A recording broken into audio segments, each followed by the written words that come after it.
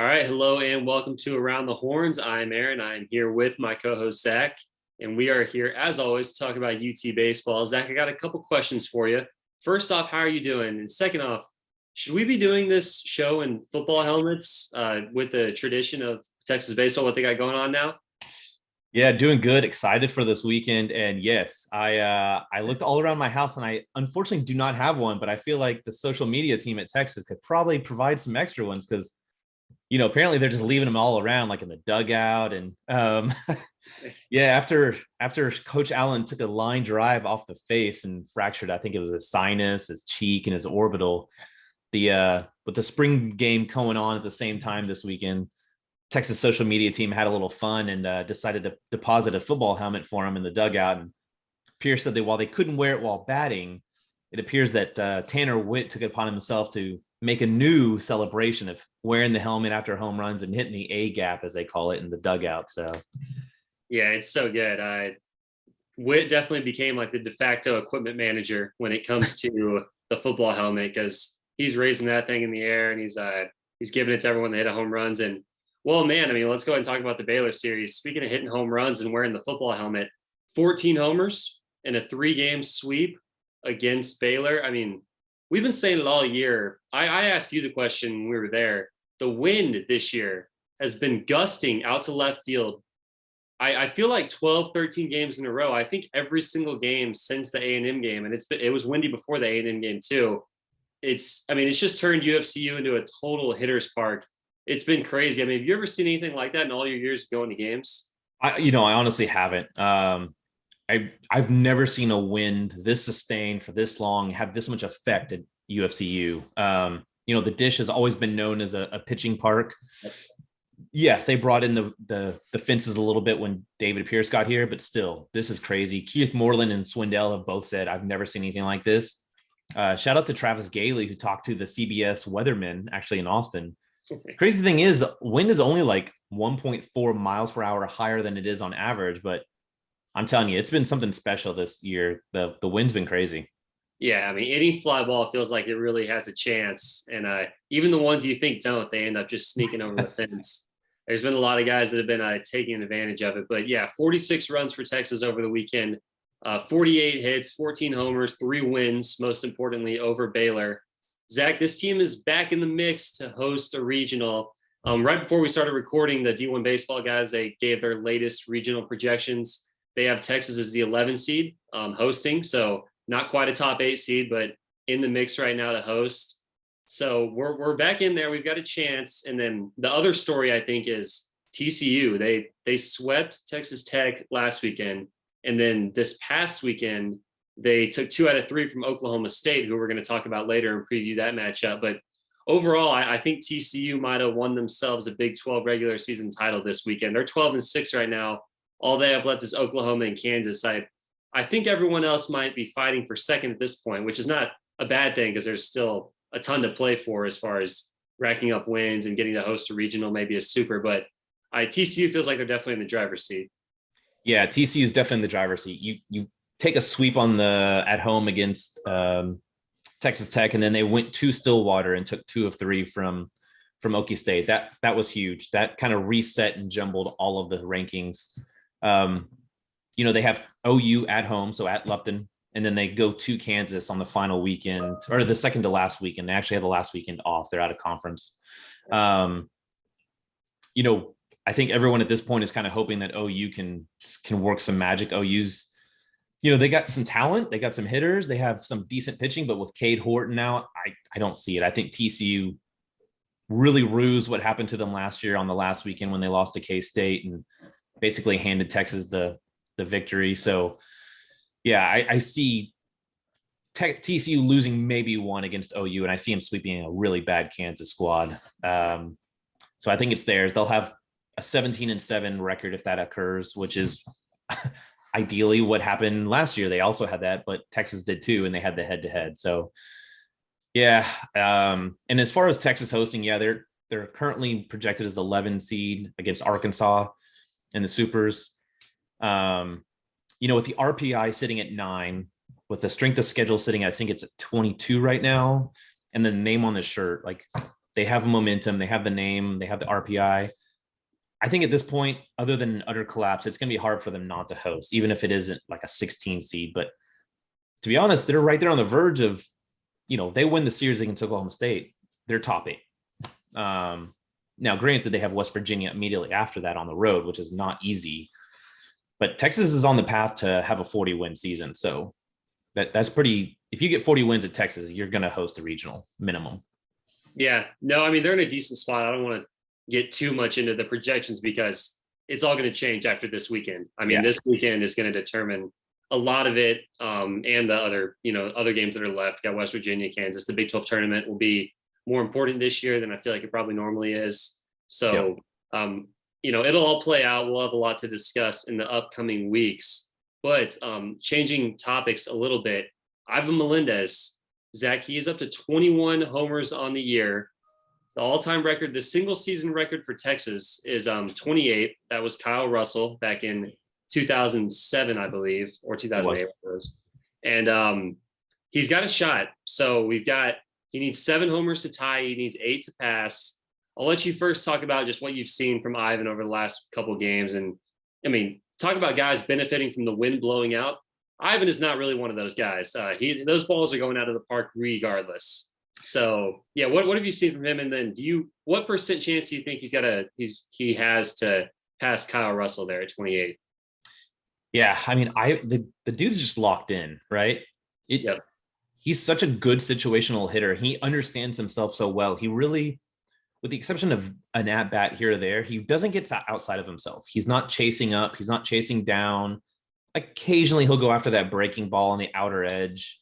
But he sees the ball so well, and he sees the spin so well that, when he puts the barrel on the ball, it's hard hit. He hit an exit velo of, I think, 115 this past weekend. Yep. Don't hit the wall because you're going to put a hole through it. That's ridiculous. And I don't think people realize, he's not just hitting soft homers. This guy is barreling him up to dead center or just right of center, left of center. He doesn't hit anything soft to, left field or right field. He's hitting it to the hardest piece of the park. So it's, he's just locked in. I think after that Air Force game, they had a couple of the leaders get together, like Faltini and Silas and Melendez in the dugout, and they all had to come to Jesus meeting, as we know. And then the whole team had to come kind of a Jesus meeting the next day before they played Air Force. And I think they just kind of leaned on Ivan and said, look, you're the dude, go do it. And since then he's just been on an absolute tear. But as far as percentage, I'll give a shout out to old Jeff Ketchum, the old 85% rule. And that'll give a good laugh out of Orangebloods folks that are in the know. But the way I look at it is we have 12 games in the regular season remaining. 9 of those are at home. No, I'm sorry, 8 of those are at home. And then you have a factor in 2 regional games at a minimum, and then 2 Big 12 conference games at a minimum for the tournament. So you're looking at 16 games. Now, some of those are not the most hitter-friendly parks, like Globe Life is, a pitcher's paradise, right? Doesn't matter for Ivan. Yeah, it doesn't matter for Ivan. And he's at Disch-Falk Field where he's been outstanding. And even on the road, if you look at his numbers, he's been outstanding. His OPS is even higher. Yeah. And then you go to KU for 3 games at the end of the season, knowing that they're going to be chasing potentially a Big 12 title. And that's a very hitters-friendly park. And so, yeah, I think he gets there. I got to personally watch Kyle Russell that entire season. He was special. Ivan's on a different planet with his hitting right now. So, yeah, it's been incredible. So you gave it 85. That's a little higher than I expected. I have it more in the 40 to 50% range, only because, all year teams have been pitching to him because, they don't really have a choice. The Texas lineup is so deep, might as well pitch to everyone. There's no reason to work around him. I think he's gotten to the point where he is so hot and he's hitting so many homers and doing so much damage that they're going to start pitching around him. He's going to see more pitches out of the zone, a lot of 4-pitch walks, a lot of 5-pitch walks, even with Murph hitting behind him. And Murph is still hitting the ball really well. He's on a tear. It could end up working out really well for the Texas team because they're just going to end up putting Staley and Ardoin in more RBI spots. And those guys have been coming through all year. But I think teams at the end of the day are just going to say, enough of this guy. Murph is probably going to beat us, but we're going to make him do it because I'm tired of pitching to this guy. I'm tired of seeing all the tweets of our pitchers giving up 400-foot homers. I mean, Ivan almost took out a truck this weekend. So if you're getting to Yeah. Dishwalk, get there, before Ivan bats in the bottom of the first, because you're in danger if you do not do so. So just because I think he's going to start getting pitched a lot more carefully than he has been so far, I'm going to say about a 40% chance. 8 homers is still a lot. But that's where I'm at. I mean, he can definitely do it. If he gets the pitches, he will do it. It's just a question of will he get the pitches. So it's not going to be really up to Ivan, because he's going to do it if he can. And that's the crazy thing is, you talk about pitching around him. Teams this year, he doesn't have a lot of walks. They haven't really tried to go around. And that's the crazy part about it. They've continued to attack and said, beat me. And he's just done the damn thing. So Murphy Staley factor. Yeah. 12 home runs from Murph. That's 64 hits on the year. So yeah, hitting 400 still. It's incredible. Special. But Golden Spikes, it's really in the cards for Ivan. His slugging percentage is way higher than everyone else. I'll let you run through some of the other numbers. I think he's still tied for first in homers. Yeah. He's got a legitimate shot at this thing, and that'd be quite the moment for this team. He deserves it with the season he's had so far.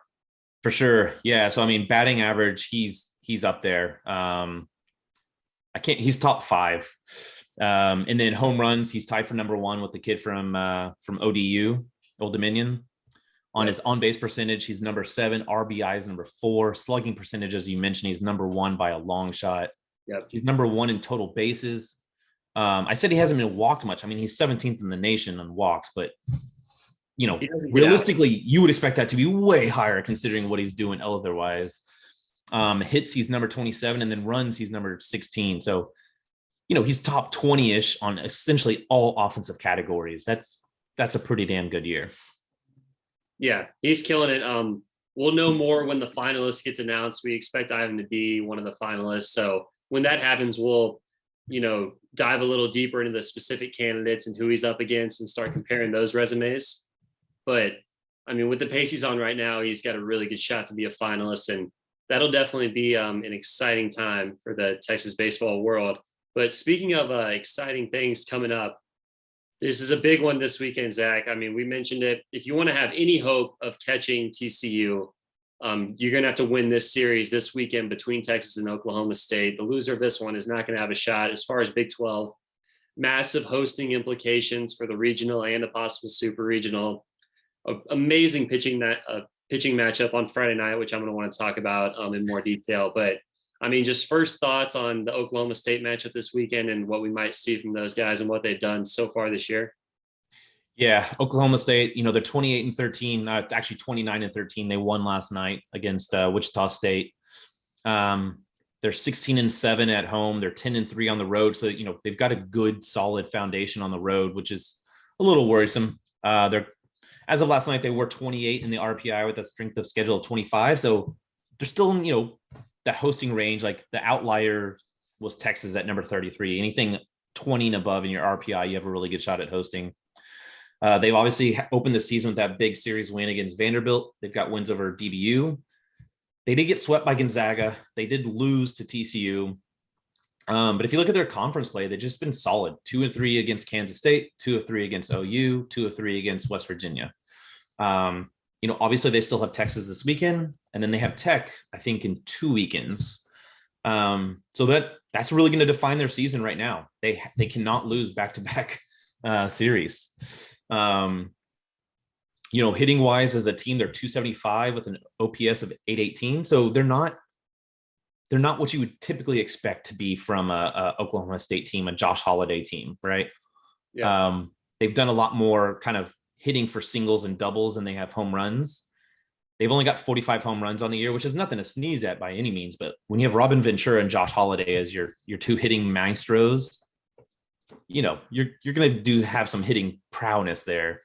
And stolen bases is another thing. Like in the past, they've always liked to have movement. This year, they're 40 of 51, which is obviously more than Texas, but they've really tamped down on that hitting or the base running recently. And so, they're, as an offensive club, I would say they're solid, but they're nothing special. But they do have a couple of guys that we can talk about here in a moment that they can hit the ball and they can hit it really far. So that'll be something to watch out for with the wind blowing out. The pitching side, I'll let you go into the weekend rotation, but their ERA is 4.22 as a team. They have a 126 whip, so that's solid whip. And then batting average against is 228. So what have you seen from the weekend rotation? Yeah, it's going to be interesting. You've talked about the weather.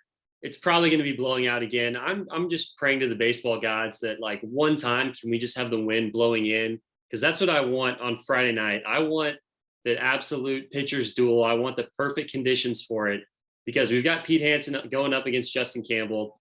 If you're not familiar with Justin Campbell, he is a very tall right-handed pitcher from Oklahoma State. He's the number 48 draft prospect as far as the most recent prospect list for this year's upcoming draft. He's very tall, long arms. He throws about 94, mid to low 90s with the fastball. It does not look like 94 to the hitters because of how close he releases it to the plate with that with those very long arms and the long stride. He's got a big curveball. You can think of it as a 12-6, like Clayton Kershaw, but kind of from the right side. His changeup is really good. It moves a ton horizontally, as is his fastball. And I mean, he's been doing really well all year. He's got a 2.89 ERA. I went back and watched his start against TCU this past weekend, and this guy's coming in hot because he pitched one of his best games of the year against TCU. He was mowing him down. He was, you think a lanky guy, a tall guy, who's younger and has really electric stuff. Maybe he's not in the zone all the time. This guy attacks the zone. He does it with all three pitches. He's just a nightmare to hit. But I say that Texas faced him last year, and he only went 5 innings. Texas scored 5 runs off of him. So it is possible, but he's a lot better of a pitcher than he is this year. Zach, do you happen to remember who homered off of him last year who's currently on this Texas team? I know the answer. I just want to see if you remember it. Who homered off to Campbell last year? Yeah. I'll go with Eric Kennedy. I have no idea. It was Douglas Hodo. Dougie, okay, good. Yeah, so keep that in mind. Maybe Hodo will get him again. But it's going to be an incredible matchup. And then we know all about Pete Hansen. He's from the left side. It's just going to be a great pitchers matchup from two guys that you're probably going to see in the major leagues one day. I hope the wind's blowing in because I want to see a pitcher's duel. That's my favorite part of baseball. If it were up to me, baseball would be just pitching. There would be no hitters. I know that would probably look a little different, but that's my ideal baseball game. And that's what I'm expecting to see on Friday. And then, Saturday we could see some more runs. They've got Victor Medeiros going. He's got a 6.55 ERA. We know Tristan Stevens is getting better, but he's going to have his hands full against this pesky lineup. And then Sunday, we'll have Bryce Osmond. He went 8 last year versus Texas, worth noting. He gave up 3 runs, 10 strikeouts. We know what Lucas Gordon is likely going to provide Texas. So really good pitching matchups all weekend. I'm very excited about that. But Friday night, it's the most I've been excited to go to a game in a very long time. Definitely the most excited I've been for a game this year. I really hope the wind's blowing in, but we'll see. I'll be happy either way. Yeah. I've already talked to or heard from a couple of scouts. I think there's at least 5 or 6 scouts that are going to be there in attendance on Friday night to watch the pitching matchup. That MLB is not as high on Hansen as I think a lot of others should be. But Justin Campbell, as you said, he's going to go early and often with that 6'7" frame. And it'll be interesting to see what Victor Medeiros does. He was a Miami transfer that has electric stuff. He can run that fastball up, but his command this year has been really poor. And, his confidence, I think, has been a big issue as well. I think that's similar to what kind of Stevens has run up against. It's a guy that has stuff, and it's just they haven't been able to put it together, which is really odd. So that's kind of an interesting storyline of 2 struggling pitchers who can duel it out. And then Bryce Osmond, he's got great stuff, but he's kind of had an up and down season. What's interesting is that it's an all right-hand rotation. That's the first time I've seen that all year. Typically there'll be a left-hander in there, which no lefties this weekend for Texas. Then the key arms out of the bullpen, the closer Trevor Martin, he has a 3.46 ERA with 9 saves. He runs it up to 98 fastball. He's a really hard thrower, but he's been having some massive issues, and he's been shelled a couple of times in his last outings. They actually removed him from the closer role and put him into Tuesday starter and mid relief. So it'll be interesting to see what Holiday does around with, the pieces there, the bullpen. And then the 2 other guys to note are Roman, and I can't pronounce his last name. It's Fansolkar, I guess. He's got a 2.36 ERA. He's 3-2, mid 90s guy, but he's got a really plus slider. I kind of look at him as like Tristan. He's not overpowering you, but he's just got really good execution of his pitches. And then the guy that actually replaced Martin as the closer is the two-way player. So he's also one of their best hitters, Nolan McLean. He's got a 4.5 ERA, but he's hit 100 like several times on the year. And he's got a really nasty slider. So it'll be interesting to see what that looks like against the Texas hitters, because this is probably the best bullpen that Texas will have faced all year long. Yeah, I mean, they definitely have a good bullpen. It's interesting to hear you mention that they've got a couple guys that are struggling a little bit as of late. I mean, the whole team is probably has their confidence shaken a little bit after, losing Saturday and Sunday to TCU the way that they did. So it'll be interesting to see how they respond. The dish is going to be packed this weekend, as it should be. It'll be a raucous environment. We talked about how Oklahoma State has done well on the road so far this year. We know Texas has been very good at home all year, especially on the weekends. So it's just got all the makings of a great matchup. You want to spotlight a couple of their hitters that Texas really needs to watch out for, and then we'll get into some picks here. Yeah, so the big hitters you want to watch out for, Thompson, he's hitting 325 with 8 home runs. Marcus Brown, he's got a really special bat. He's hitting 317 with 2 home runs. Erhard is he's only hitting 295, but he's kind of their leader in stolen bases. So if he gets on, look for them to try and move him over. He's 14 of 15 on the year. I mentioned him earlier as a pitcher, but Nolan McLean, he's hitting 267, but he has 9 home runs. He strikes out a lot, but he's kind of like Faltini in the sense that he strikes out a lot, but man, when he hits it a long way. He's got that pro approach. And then the Northern Kentucky transfer, Dorshing, he's hitting 318 with 4 home runs. He would probably be double-digit home runs at this point, but he missed a big chunk of the season due to injury. And so, I mean, hit 20 home runs last year, and he's gotten hot recently. So he'll be someone to watch out for in the lineup for sure, because Josh Holliday said that when he hits the ball, he's never seen someone hit it harder. And he's seen a lot of guys hit. So that's saying something from Holliday. So, and then just a couple notes. We talked to the Jeff from the Rivals website that covers Oklahoma State. He said that, that series against TCU really knocked Oklahoma State back a peg. He said it wasn't necessarily a bad thing, just because they'd had such a roller coaster weekend. It just seems massive because it was at home and the way they lost the series. He said early on, Oklahoma State had a lot of strikeouts. He said they're struggling to just get barrels on balls, but he said the pitching was really good. He said since then the batting's come around, which, as I mentioned, you got Robin Ventura and you got Josh Holliday as your hitting coaches. You're going to make some adjustments pretty quickly. But he said the pitching has been a question. We mentioned Trevor Martin. Their ace Campbell lost against OU, just got knocked around. Medeiros has gotten knocked around. Bryce has been up and down.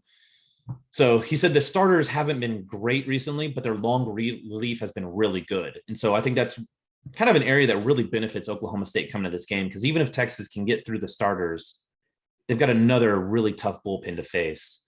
Their offense approach, we mentioned it, they put the ball in play a lot more so than going after home runs, which could have an effect because Dish plays really big. So if they can put it into the gaps, they're gonna have some success. We mentioned it already, but McLean and Dorshing can really hammer them. And then we expected to see the freshman Rock Reggio a lot more. I still don't know how he didn't get on a minor league team and ended up at Oklahoma State, because he was drafted pretty high, but he's been dealing with a wrist injury. So we probably will not see him, or if we see him, it'll be very limited. He didn't take any at bats against TCU. So I think it's a really close series. These are very similar teams in a lot of ways in the way they play, but what do you got for predictions, man? What are you thinking? Yeah, this one has been probably the toughest one all year. I mean, you've got a team in Oklahoma State, been solid all year, but they did just drop 2 or 3 at home. So the momentum is not really on their side.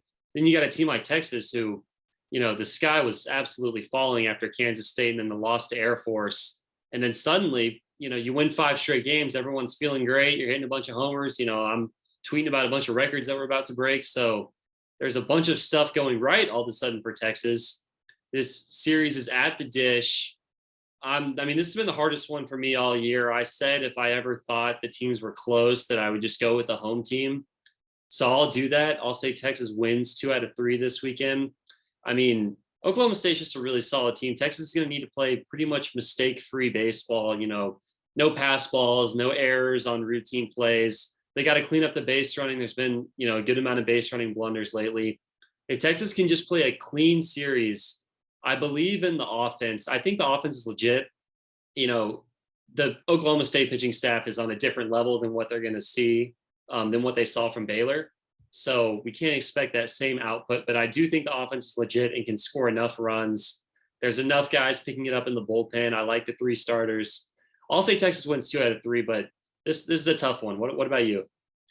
Yeah, agreed. I've been really torn on this one. From the very beginning of the season, I had it down as a 1-2 loss. I believe, like you said, I believe in the offense and the intangibles that they're at home. What worries me about the pitching is, I don't really love the offense from Oklahoma State, but they've got a couple of guys that can hammer the ball, and our relief has been known recently to come in and give up an early home run.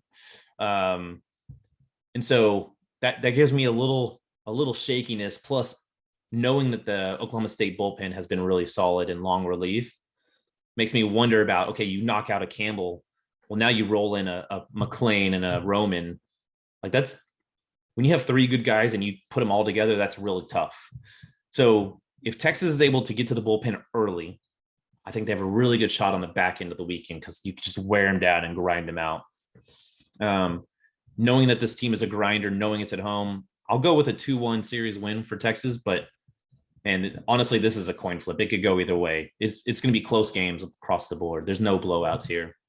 Yeah, no. And then, whichever team, there obviously could be a sweep. Neither one of us are really thinking there's going to be a sweep, but whichever team is able to win 2 games, that will be big on the resume and big for the RPI and big for the Big 12. So just a really important series all around. You want to hit on the Big 12 standings or any other series to watch before we get out of here? We're getting down to the home stretch just a little bit. We've got 4 or 5 weeks left. We'll hit the conference tournament, and then it will really be go time for all these teams. Yeah. So Big 12 standings, TCU, as we said, sits at the top, 12-6. Oklahoma State's 1 game back based on losses. They're 10-5. And then you have Tech and Texas both at 9-6. OU sitting at 7-5. West Virginia's at 7-5. Baylor's at 4-11. K-State's 3-9, and KU's at 2-10. This is not a huge weekend outside of the Texas versus Oklahoma State. I think Tech is playing at Baylor. I fully expect a sweep there. OU's playing K-State. West Virginia's playing Kansas. So not a lot of exciting times. TCU's out of the conference this weekend, gets Florida State. But you look at a team like Oklahoma State, they still have Tech and Baylor left after Texas. If you look at Texas Tech, they still have Oklahoma State and OU. And then OU, man, I don't know. They've got a rough one. I don't think they do well at the end of the season. They probably missed the tournament just based on who they have left. They got TCU, West Virginia, and Tech to close out. And then, K-State, they still have Baylor and KU, so they could probably string some wins together, which would be good for the resume for Texas RPI. But yeah, the way it shakes out, honestly, is Oklahoma State and Texas are going to do or die this weekend. And then next weekend, Oklahoma State, even if they win this series, are another do or die against Texas Tech. So it's going to be a massive 2 weekends in a row for the Big 12 leaderboard. Yeah, I'm just looking at TCU versus Oklahoma and Kansas. The next time Oklahoma does anything positive will be the first time. I'm not expecting much out of those guys. So we're counting on help there. We're probably not going to get it, just given, the history of the entire state and university. But yeah, it's exciting. I think TCU's in a good spot. Texas does have the head-to-head over TCU if it comes down to that. Hopefully we can get there. But yeah, we'll see. Some other series around the country. Tennessee, they just keep racking up wins. They were down on Sunday. They had a chance to lose a game. Not so fast. It's just not going to happen with this team. A&M, did you see that catch in the outfield? That was ridiculous. Yeah, and I think they were down with 2 outs and nobody on in the 9th, and they rallied, and then they made that catch. A&M is doing things that are good, which is unfortunate and surprising. They've got Vandy this weekend. So yeah, go ahead and run through what you're really going to be locked in on this weekend. Yeah, so I think a big one in the ACC is number 7 Virginia Tech versus number 11 Virginia. Virginia Tech's hot right now. They win this series against Virginia, they have a chance to be a super regional host, which no one was talking about them in the supers at the beginning of the season. But they've been very quietly just mashing the ball. Tennessee goes to Auburn, or is facing Auburn, sorry. Auburn has some bats. Sonny DeShara is probably the best hitter outside of Ivan Melendez. He's got a 600 OPS, which is just insane. But I don't think Auburn has the pitching to take anything from Tennessee at this point. Number 3, Miami. Their pitching has been a little shaky as of late. They're facing Georgia Tech. Georgia Tech can hit the ball really well. Georgia Tech has 0 pitching. So I don't know if this is just going to be like a home run fest. I mean, it could be 10, 12 runs a game. I'll take the over on that one. An interesting one in your mid-major is Georgia Southern and Coastal Carolina. Georgia Southern is in the top 25. And they're reportedly could be a regional host, which would be crazy for Statesboro, because that place, I don't know if you've ever been near there, but I mean, it's like a podunk town in East Texas. There's absolutely nothing other than a strip mall. You mentioned A&M is playing Vanderbilt. That also could be a de facto regional host play-in game, because Vanderbilt's getting hot again. We know they have talent. A&M's been on an absolute tear. Personally, I'm rooting for the Doors very heavily this weekend just to quiet them down. And then we mentioned it earlier, but TCU is playing non-conference against Florida State. Florida State struggled so bad. Marisick is a great pitcher, but man, that ball club cannot hit to save their life. And so it should be 2 really good pitching staffs. Austin Krob is back from TCU and looked great in 2 innings. But I think TCU could end up sweeping Florida State, which might push them into a super regional host because of their RPI. So yeah, big weekend. Yeah, all those Big 12 teams are bunched together right now when you look at RPI and, projected hosts and stuff like that. So definitely worth keeping an eye on, that TCU series, even though it is out of conference. It's a lot going on. There's a lot of shuffling as far as rankings and standings and everything like that. With that, I think we're going to get out of here. So make sure to please subscribe to this YouTube channel. You can like the video. You can leave a comment. Check us out on orangebloods.com. All kinds of stuff going on over there. Occupy Left Field Foundation, they're giving away another raffle this weekend for the Friday night matchup, which I am calling, the game of the year. I think it's going to be the best game at the Dish. So I think it's just like $15. You can enter yourself into a raffle and get tickets into the suite. So go check that out on Twitter and support those guys. You can check us out on Twitter. I'm at Aaron Little OB. You can find Zach at the Dish. And then, Zach, you got anything else before we get out of here? I just looked 12-mile-an-hour winds south-southeast, so it's going to be blowing 12-mile-an-hours out to left field this weekend. Nope. I'm going to change it. I'm going to change the wind. I don't know how, but I'm going to get that worked out, because that can't happen in this type of pitching matchup. No, I got nothing else, man. Looking forward to this weekend. Hook 'em. Yep, hook 'em.